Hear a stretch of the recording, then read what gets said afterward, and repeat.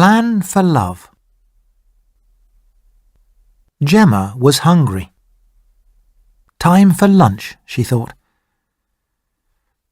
She went down to the hospital canteen, got some sandwiches and a cup of coffee, and looked for a table. But it was 1 o'clock, and the canteen was very busy. There were no free tables. Then, at the long table by the window, she saw a tall man with fair hair. It was her friend, Luke, and there was a seat next to him. She walked across to him. "Hi, Luke. Can I sit here?" said Gemma. Luke did not look up and did not speak. Perhaps he didn't hear her. Gemma tried again. "Luke, can I sit here? Or are you waiting for someone?" "Oh, hi, Gemma. No, I'm not waiting for anyone. Come and sit down." Gemma put her sandwiches and coffee on the table and sat down. She and Luke worked in the physiotherapy clinic in a hospital in Bristol. Usually, Luke was friendly, but not today. "The canteen's very busy," Gemma said. "Where did all these people come from?" Luke did not answer. "Luke? Are you okay? Is something wrong?" "I'm okay. I'm good," said Luke. He moved his coffee cup around on the table and did not look at Gemma. He drank some coffee. Gemma began to eat her sandwiches. Then Luke put his cup down and looked at Gemma. "Gemma, we're good friends, aren't we? Can I talk to you?" Gemma put her sandwich down. "Yes, of course, Luke. What is it?" Luke's face was red. "It's stupid of me, I know that. But I mean, look, do you see that girl over there? The girl with the long blonde hair?" Gemma looked across the canteen. There was a beautiful girl with long blonde hair at a table near the door. Gemma's hair was short and black, and she wore glasses. "You mean Charlotte? She works for Dr. Howell, doesn't she?" "That's right. Well, I really like her. Well, look at her. She's beautiful. I want to talk to her. I really do." "So talk to her." "But I can never find the right words. What can I say? I open my mouth and nothing comes out. And she goes away and I feel stupid." Gemma smiled at him. "Poor Luke. But that's not like you. When you're with me, you talk about lots of things. Like this weekend. What did you do this weekend?" I went swimming with Paul on Saturday, Luke said. We went in the sea. It was so cold, but it was great. They talked for a few minutes. Then Gemma said, Luke, you're on the social committee, aren't you? Yes, that's right, said Luke. Why? Well, I've got a plan.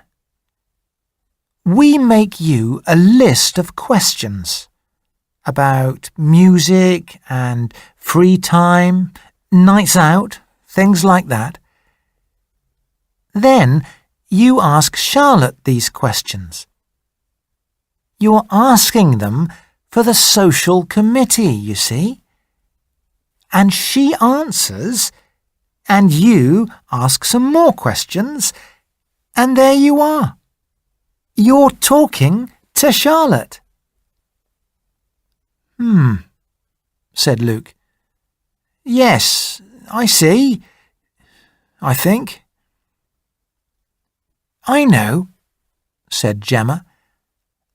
Let's try the plan now. You're Charlotte and I'm Luke. I do the questions and you do the answers. Okay? Yes, said Luke. You mean I must ask you all these questions now? No, said Gemma.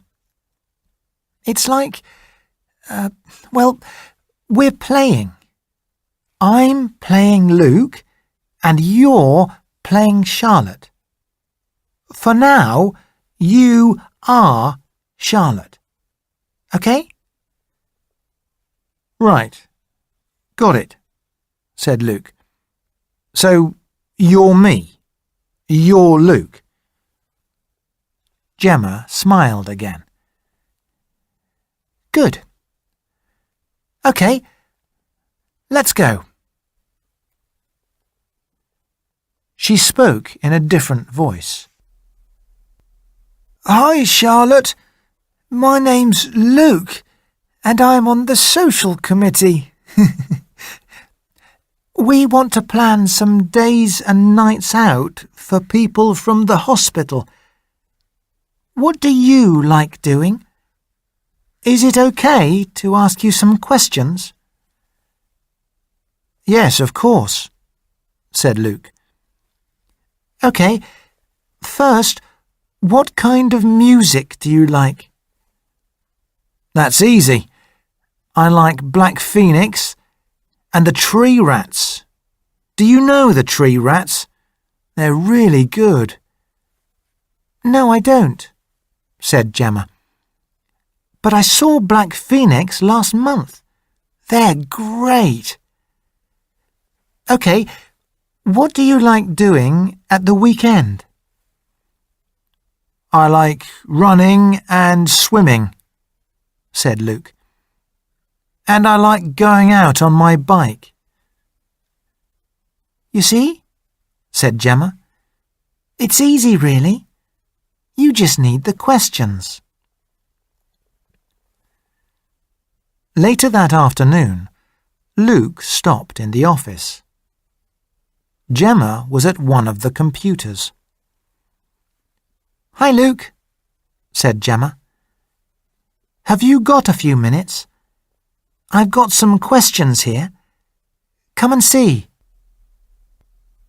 Luke read the list of questions on her computer.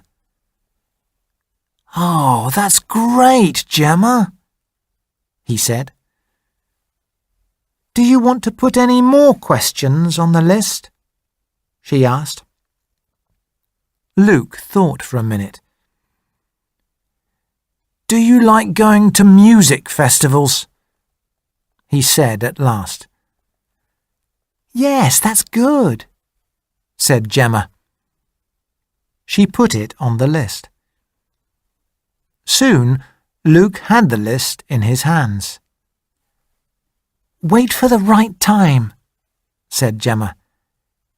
And good luck. Every day, Luke looked for Charlotte in the canteen. On Tuesday, she was with Molly, and on Wednesday, he did not see her. But on Thursday... "Hi, Charlotte," said Luke. "My name's Luke. I'm on the social committee.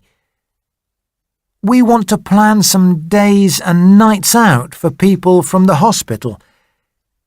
Can I ask you some questions?" "OK," said Charlotte, and she smiled at Luke. They sat down near the window. "Right," said Luke. "First, what kind of music do you like?" "Well, I like the Good Girls, and Sadie Moonlight, and lots of girl singers, really. Oh, and Bobby, of course." "Bobby?" said Luke. "Really?" "He's wonderful. Love me, love nobody but me," sang Charlotte happily. "Do you like Black Phoenix?"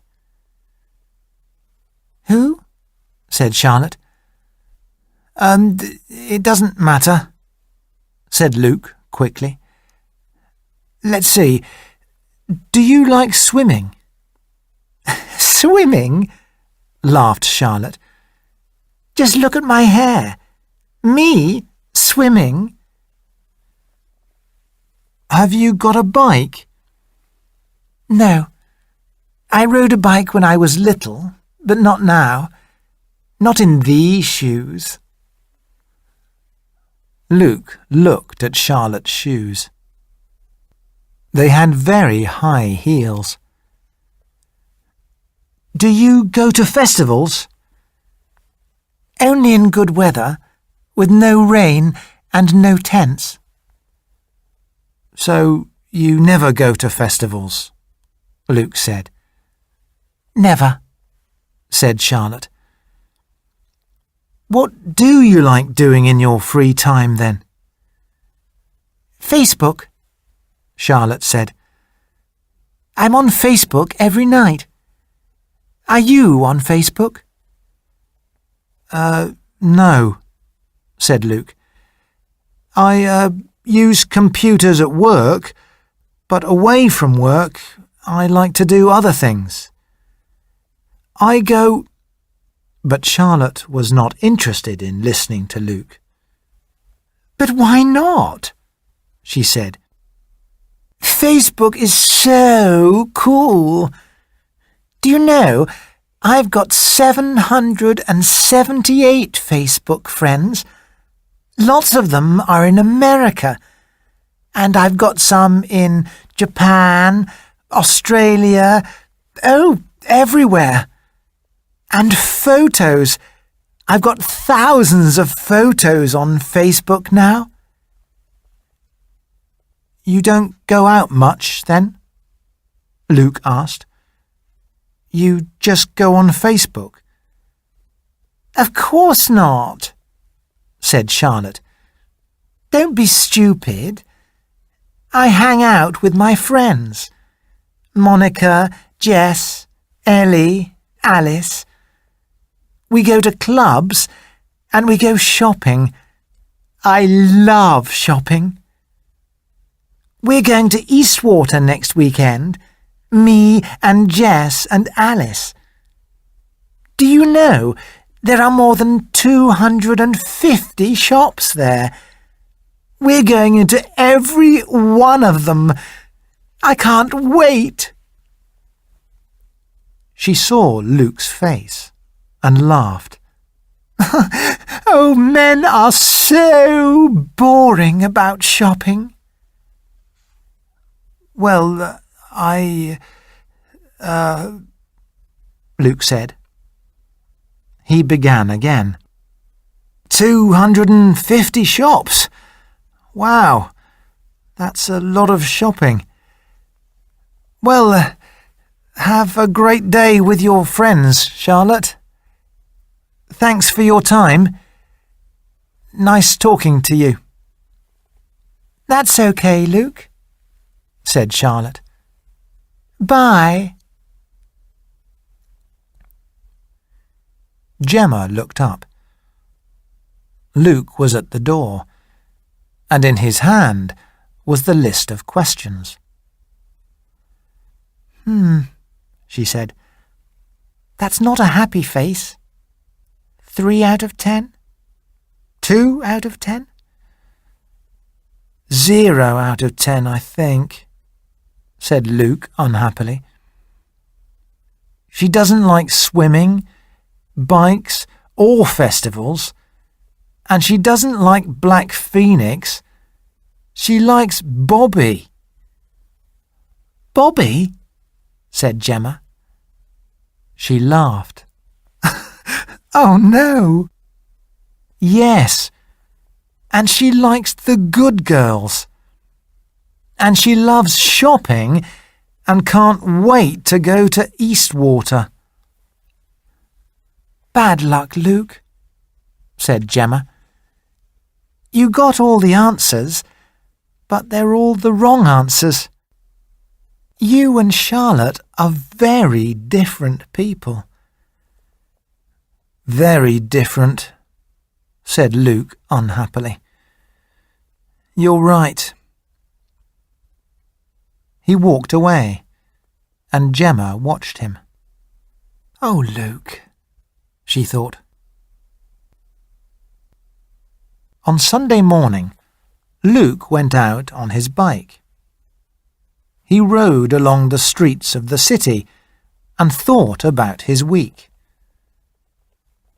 I'm stupid, he thought. Charlotte is the wrong girl for me. She's beautiful, but we like different things. Suddenly, he saw a lot of people by the road. He stopped to look. What's going on? He thought. Why are all those people clapping and shouting? He began to cross the street, but a policeman came over to him. You can't go along there, he said. The race is finishing there. The race? Said Luke. What race is that? It's the City Road race, said the policeman. Look, here come the runners now. The first man finished the race, and Luke clapped.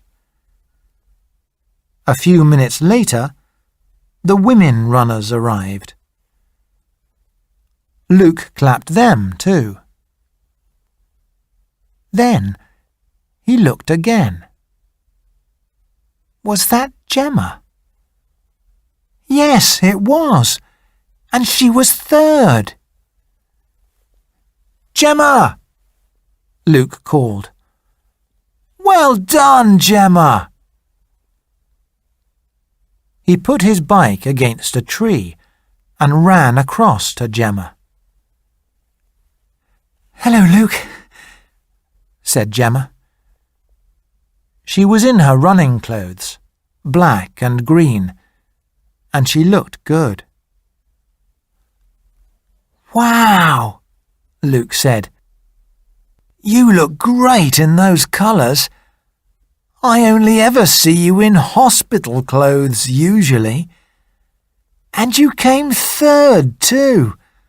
That's wonderful. Gemma was busy with her towel. Thanks, Luke, she said. Luke could not take his eyes away from Gemma. You're a runner, he said. I never knew that. You never asked me, said Gemma. She smiled at Luke a long, slow, warm smile. Luke looked down into her blue eyes. He looked for a long time. A new and wonderful idea came into his head. "Wow," he said again. "I never saw your eyes before. They're beautiful." Gemma laughed. "I wear glasses at work," she said. "That's why." Luke suddenly remembered. "Hey, you're tired. You just ran a race. Let's sit down." They sat down on a low wall together. Around them, other people talked about the race, but Luke and Gemma did not hear them or see them. They sat quietly, and Gemma drank some water. Luke wanted to say a lot of things, but he could not find the right words. Then he opened his mouth, and all the right words came out. "Gemma, have you got a bike?" he asked. "Yes," she said. "Last year I went to Utrecht for a week in the summer, and I went everywhere by bike." "Do you like swimming?" "Yes, and I love swimming in the sea. It's the best." "And you like Black Phoenix and the tree rats?" "And dark water," said Gemma. "They're like the tree rats, but better." "Dark water?" said Luke. "I like them. They're really great. Hey, they're at the mountain club tonight. Would you like to... do you... You don't want to come with me, perhaps?" Gemma laughed, a long, happy laugh. "Of course I want to," she said. "What time shall we go?" 2 things, Luke thought. You only need 2 things. The right questions and the right answers. Then it's easy.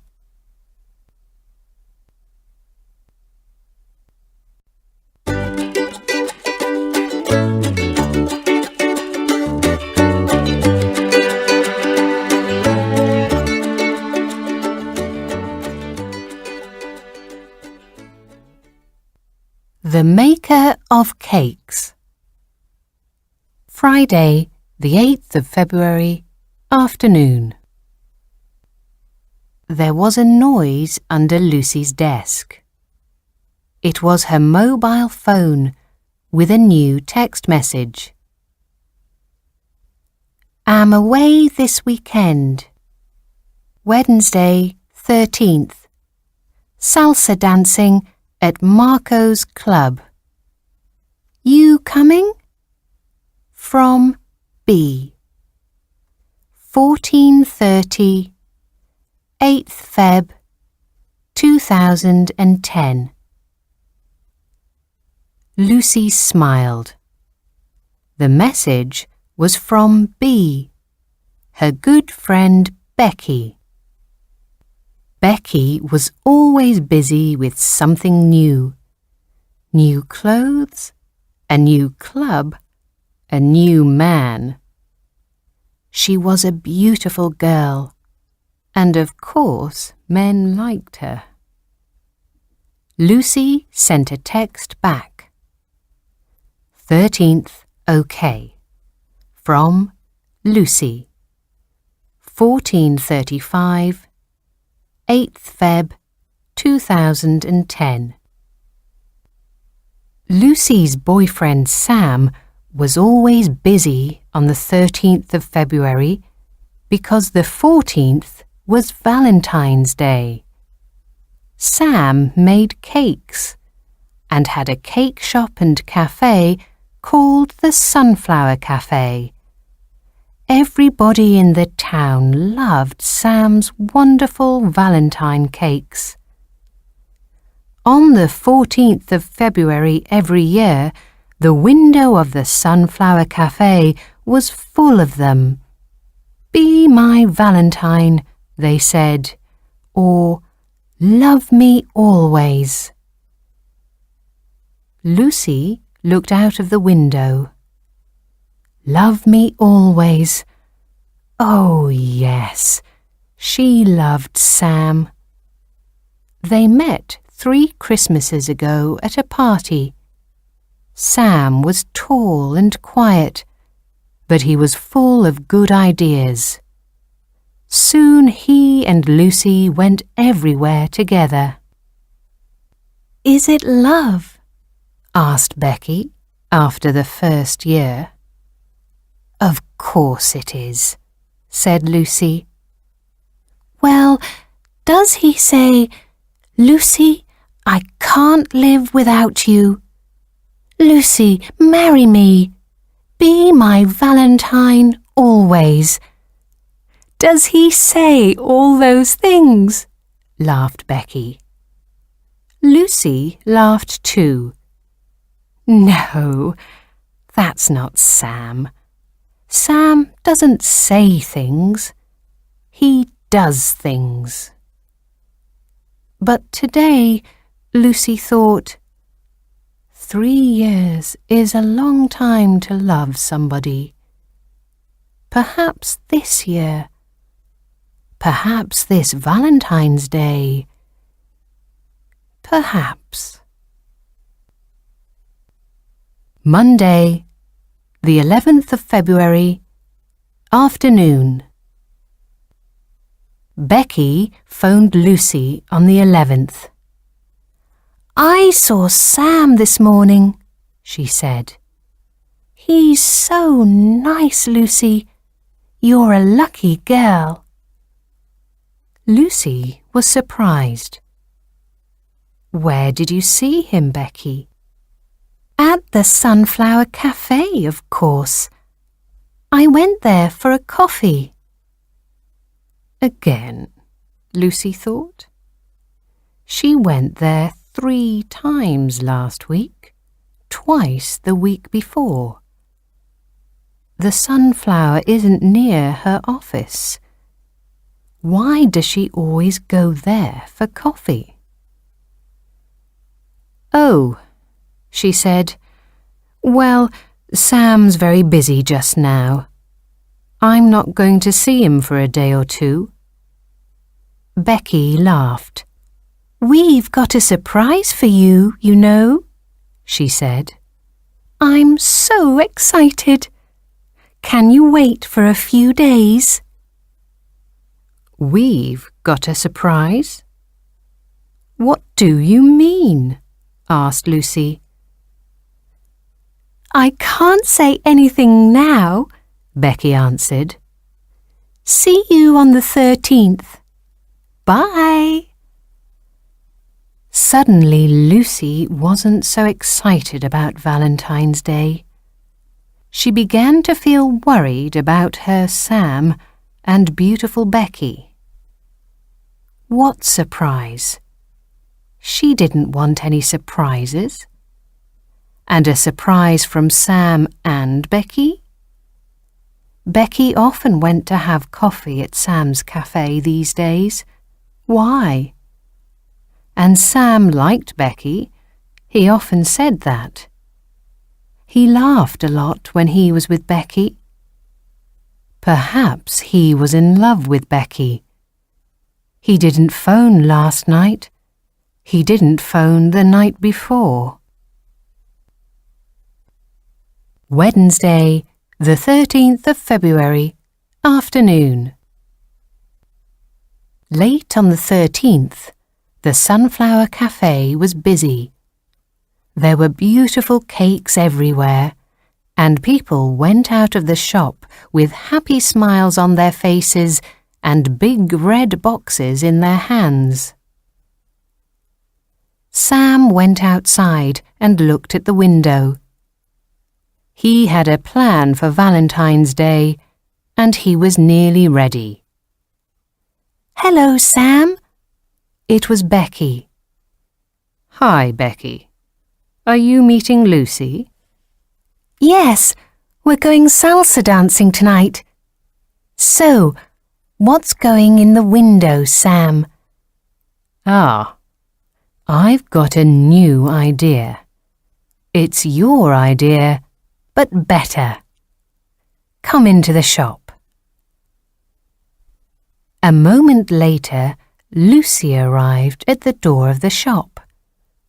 She wanted to see Sam before she went dancing with Becky. She looked in and saw Becky. Becky and Sam, heads together, talking and laughing. Lucy stopped at the door. "So it's true," she thought. "There they are, together." She could not hear their words, but they looked happy, so happy. Then Becky suddenly kissed Sam on the cheek, and Sam kissed Becky back. Lucy went quietly away, her eyes full of tears. "My heart is breaking," she thought. "I love him so much. But lots of men like beautiful Becky, and now he does too." She took out her phone and sent a text to Becky. "Sorry, not feeling well. Going home to bed. From Lucy. 1740, 13th Feb, 2010. Sam put his cakes in the window and smiled. Becky went dancing and laughed. Lucy went to bed and cried. Thursday, the 14th of February, morning. Lucy woke up the next morning. "It's Valentine's Day," she thought happily. But then she remembered Sam and Becky, and the happy smile left her face. Did it really happen? But it was Valentine's Day. She waited until nearly 9 o'clock. Perhaps a letter, some flowers, a cake from Sam. But nothing came. Becky phoned. "Are you okay, Lucy? How are you feeling today? Do you want to meet me at lunchtime at the Sunflower?" I don't know," Lucy said. But she did know. She didn't want to see Sam and Becky together. She needed some time. "It's going to be busy at work today," she said. "Perhaps later, okay?" Then a text message arrived from Sam. "Can you meet me at the cafe? From Sam. 8:55, 14th Feb, 2010. Lucy sent her answer. "Perhaps later. From Lucy. 8:59, 14th Feb, 2010. "But I'm not going to see Sam," she said to herself, "and I'm not going to see Becky, and I'm not going to the shop. Valentines, love, hearts, kisses? No, thank you." and she turned off her phone and went to work. Thursday, the 14th of February, afternoon. Later that afternoon, Lucy turned on her phone again. There were 2 texts. One from Becky. "Come to the cafe! Exciting news!" From B. 1632, 14th Feb. 2010. And another from Sam. "Come to the cafe! Exciting news!" From Sam. 1635, 14th Feb. 2010. But Becky sent her text at 1632, and Sam sent his text just 3 minutes later. So they were together, Lucy said to herself. Exciting news? Well, not for me. She did not want to think about it. On the bus home, she looked out of the window, but everywhere she saw hearts and red roses. Forget Valentine's Day, Lucy said to herself when she got home. I'm going to watch a film. But when she opened her door, there was a piece of paper on the floor. The message on the paper said, "Watch the local news on TV at 1800. There was no name. Who wrote this? Lucy said. Watch the news? Why? She turned on the TV and went to make a cup of coffee. Suddenly she heard the name Sam Morris, and she ran back to the TV. It's Valentine's Day, said the TV reporter, and Sam put a message in the Sunflower Cafe for his girlfriend Lucy. Sam made all the cakes and he put them in the window last night. You can see them here. Lucy looked. There, in the window of the Sunflower Cafe, was a big red heart cake. Around it were lots of little cakes, and they made a message, a special message for Lucy. There's the message, but where's Lucy? The reporter said.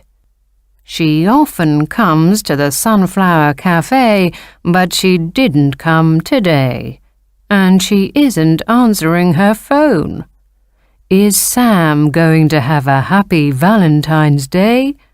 What's your answer, Lucy? But Lucy didn't tell him. She didn't even stop to turn off the TV. She got her coat and ran out of the door. She had a very important message for Sam. She didn't want to phone him. She didn't want to send a text. She wanted to give him the message face to face. Friday, the 15th of February, evening. The next evening, Becky arrived at Lucy's house.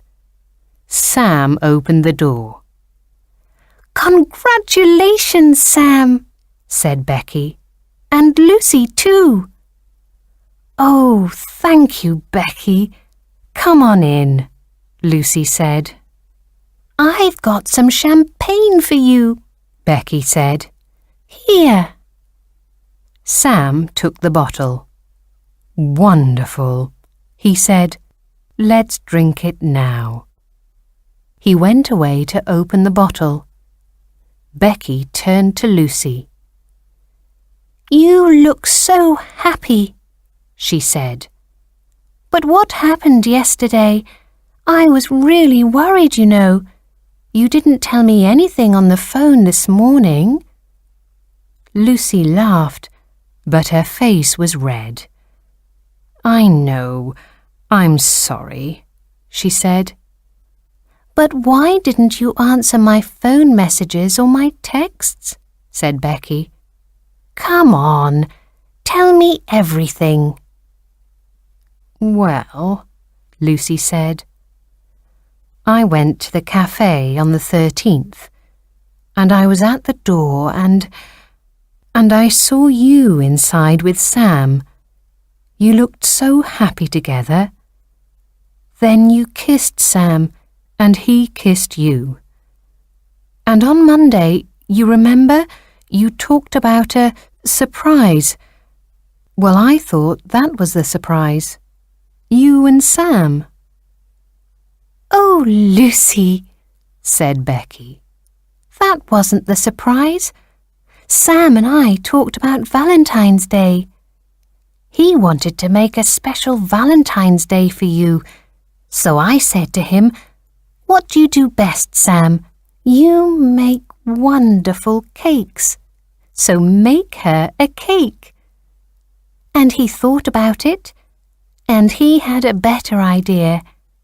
He made lots of cakes. I kissed him because I was so excited for you." "Well," said Lucy, "when I saw you two, I got the wrong idea, and I went home.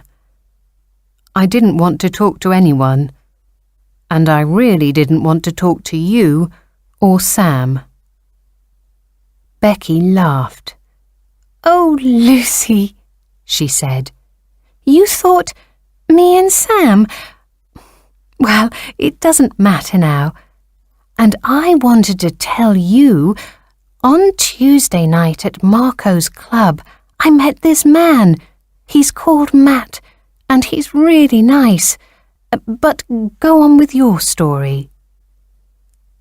"On Valentine's Day, I didn't answer my phone, and Sam couldn't leave the cafe," Lucy said. "So his friend Nick put a message under my door. It said, 'Watch the local news on TV at 1800. And at last I saw the cakes and the message, and I ran to the Sunflower Cafe." "And now it's all okay," said Becky. "Can I see your ring? Oh, that's beautiful." Sam brought 3 glasses of champagne. "To Lucy and Sam," said Becky, and they all drank. Sam looked at his watch and turned on the TV. "Hey, Becky, watch this," he said. "This is the end of the story." After a few minutes, the local news began, and they saw the same reporter from the day before.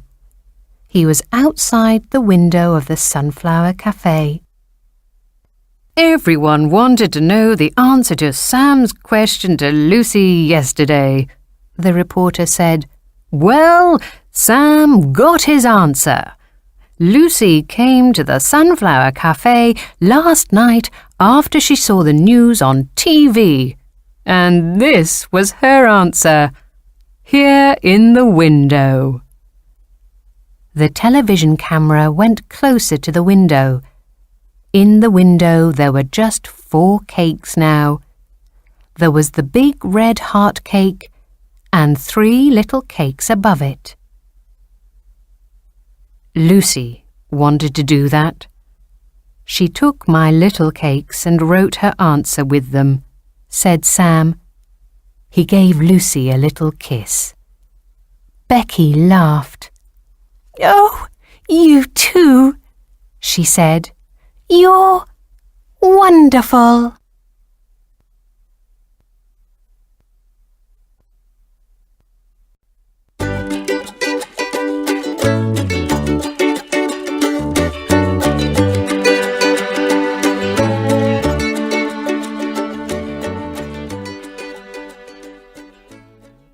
The Bridge.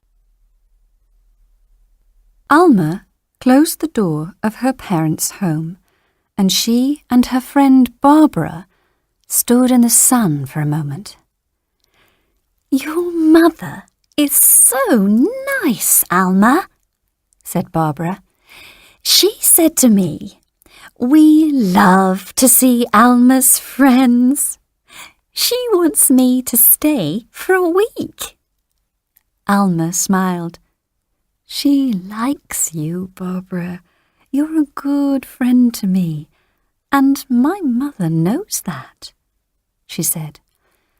She looked around her at the street. "After 6 years away, this city feels very different to me." Barbara smiled. "Yes," she said. "After your 6 years in Vienna, you're more Austrian than I am. But everything feels different now. It's true. 6 long years of study, and now we're doctors." "And next month everything changes for you again," Alma said. "A new life in Salzburg. I'm really happy for you." "A new life, a new city, a new hospital," said Barbara. "It's a famous hospital too. I'm lucky to get work there." She turned to her friend. "But what about you, Alma? What are you going to do? Are you going back to live in Vienna again? Or are you going to look for work here?" "I don't know," said Alma slowly. "Before I can answer that question, I need to tell you a story, the story of Nina." They started walking to the river, and Alma began her story. "Nina was my little sister. She was beautiful, much more beautiful than me, with her black hair and green eyes. And she was full of life, and clever too. There were always boyfriends at the door, but they changed all the time. Then, when she was 18, she began to study at the university.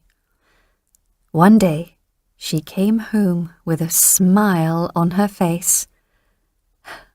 "What is it, Nina?" I asked.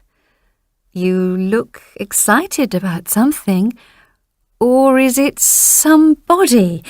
Tell me." "I met someone today," she said happily.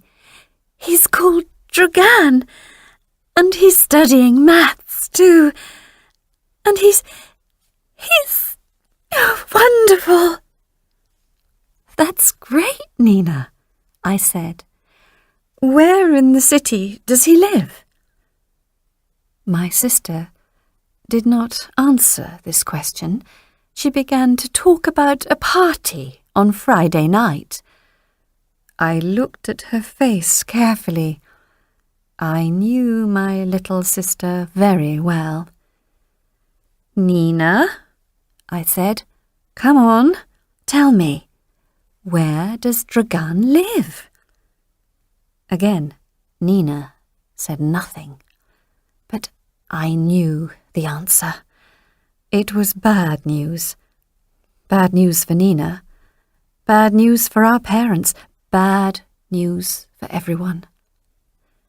2 weeks later, Nina brought Dragan to our house.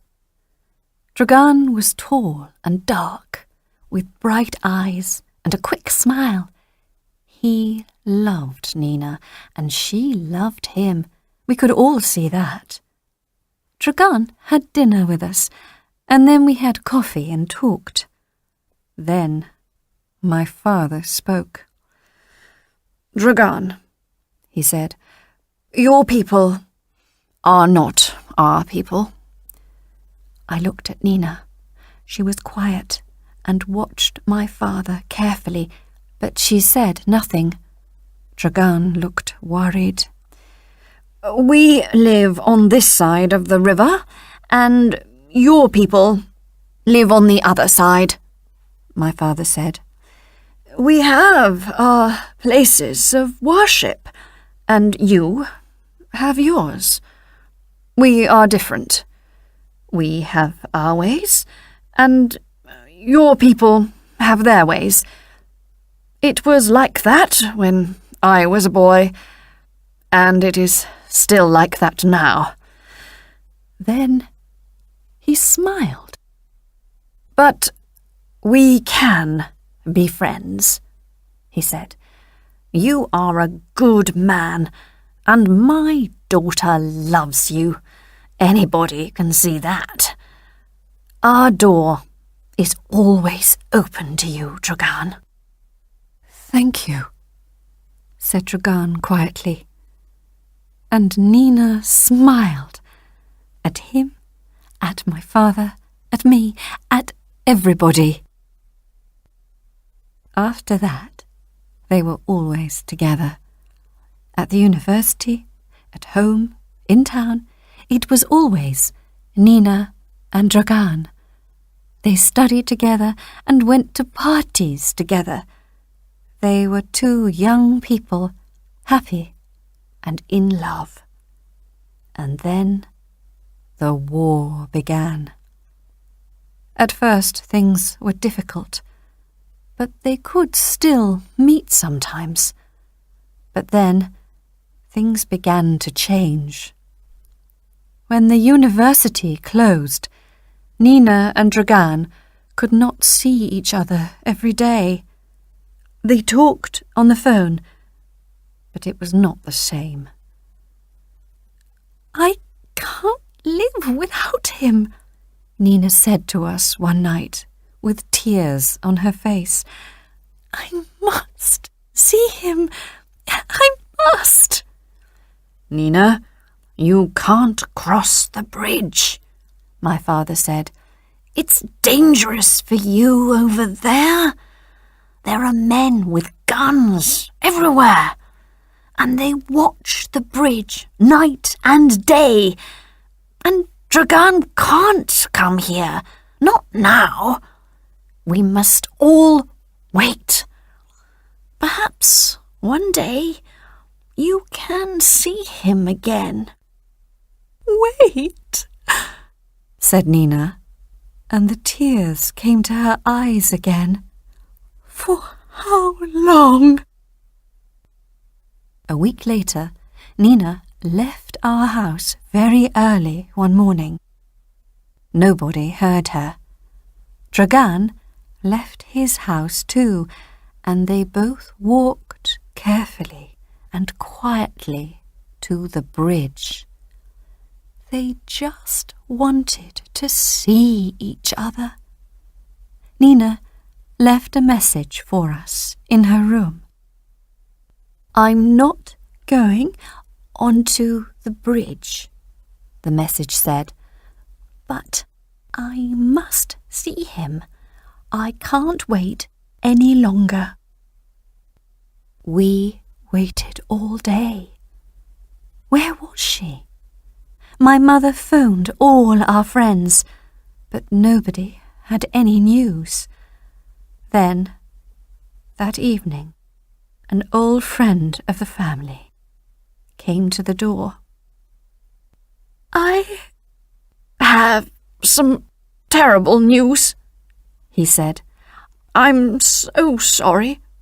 So sorry. At once, my mother began to cry. My father put his arm around her. Tell us, he said.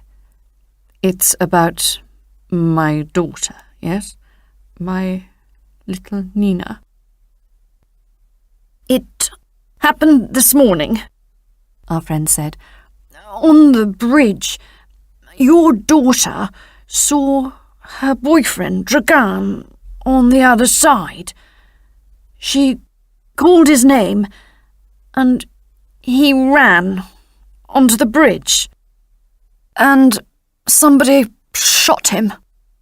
When he fell, she ran onto the bridge at once. She took him in her arms, but somebody shot her too.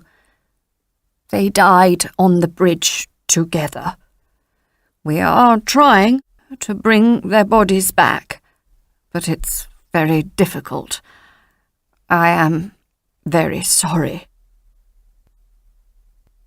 I went to Nina's room. Next to her bed, there was a photo of her and Dragan. She told me once, "I can't live without him." And it was true. But now they are together, forever. So we waited. Those were terrible days. Nobody said very much, and my mother cried a lot. In my room at night, I cried too. And then, on a beautiful spring day, we went to a hill above the town. It was sunny all day. Nina loved the sun, I remembered.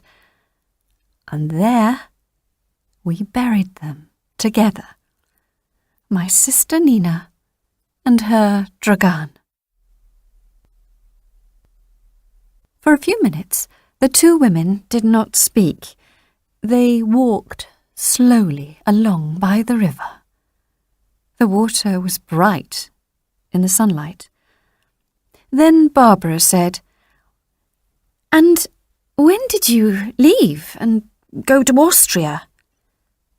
"A week later," Alma said. "My parents sent me to my mother's sister, Anna, in Vienna. I did not want to leave them, but it was dangerous here, more dangerous every day. They did not want to lose 2 daughters. Anna was good to me. She understood. She helped me to begin my studies again." "And now you are back in your hometown," said Barbara. "Why now?" "When the war ended," Alma said, "I wanted to come back, but I wasn't ready." "Finish your studies first," my parents said, and they were right. But now it's the right time. I needed to see my family, and I needed to go to the bridge. Alma stopped and turned to her friend. Her face was white. "And there it is," she said very quietly. "Just along the river, look. You can see it now." Barbara took her friend's arm. "Let's go over there, to that cafe," she said. "You need to sit down." "The Bridge Cafe," said Alma. "I remember it. Nina often waited for Dragan there." "Yes, let's go there. I feel close to Nina there." They crossed the road and sat down at a table outside the cafe. They both had coffee, and Alma began to look better. "Are you okay?"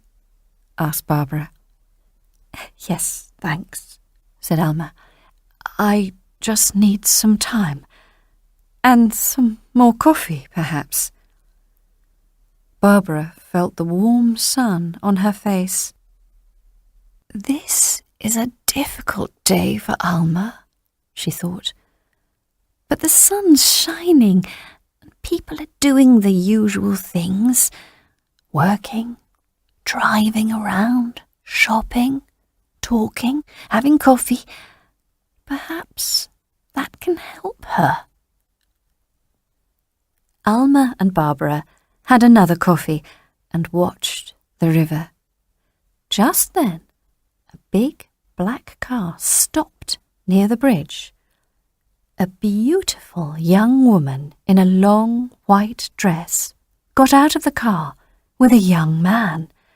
She carried a bouquet of white flowers in one hand, and the young man held her other hand. They walked onto the bridge, and when they got to the middle, they stopped. The young woman took 2 flowers from her bouquet. She dropped 1 flower into the river, and her husband dropped the second flower. Alma and Barbara watched all this. "What are they doing?" Alma whispered. "Find out for me, Barbara. Ask somebody." Barbara turned to a man at the next table. "Excuse me," she said. "I'm a visitor here. Can you answer a question for me?" "Yes, of course," the man said. "What do you want to know?" "Those 2 young people on the bridge," said Barbara. "What are they doing? Why are they dropping flowers into the water?" "It's their wedding day," said the man. "In the war, 2 young lovers died on the bridge. They were called Nina and Dragan. We don't want to forget them. Now, after a wedding, people come here and drop 2 flowers into the river. 1 for Nina, 1 for Dragan. Watch them now. They are saying their names." Barbara was afraid to look at Alma's face. Alma sat so still, so still. On the bridge, the man and woman watched the flowers in the water for a moment. The man put his arm around his young wife. Then they walked slowly back to the car and drove away. "Who did it first?" "I don't know," said the man at the next table. "But now everybody comes here on their wedding day. We all remember the war, of course we do, but we must remember love too. Love is more important than war." "Thank you," said Barbara. "Thank you very much for telling us that story." She looked at Alma's white face. "Come," she said quietly. "Let's walk onto the bridge together." She took Alma's arm and they walked onto the bridge. At the middle of the bridge, Barbara stopped and looked out over the river. "Look," she said to Alma. "The flowers are still there. Do you see? Flowers for Nina and Dragan. That's so beautiful." The 2 white flowers were bright in the sun. "Love is more important than war," Alma whispered. There were tears on her face, and she watched the flowers for a long time. Then she looked at Barbara and slowly smiled. "Barbara, I know the answer to my question," she said. "I can live here again. This is my home." They walked off the bridge. The 2 flowers, together in the water, moved slowly away on the river.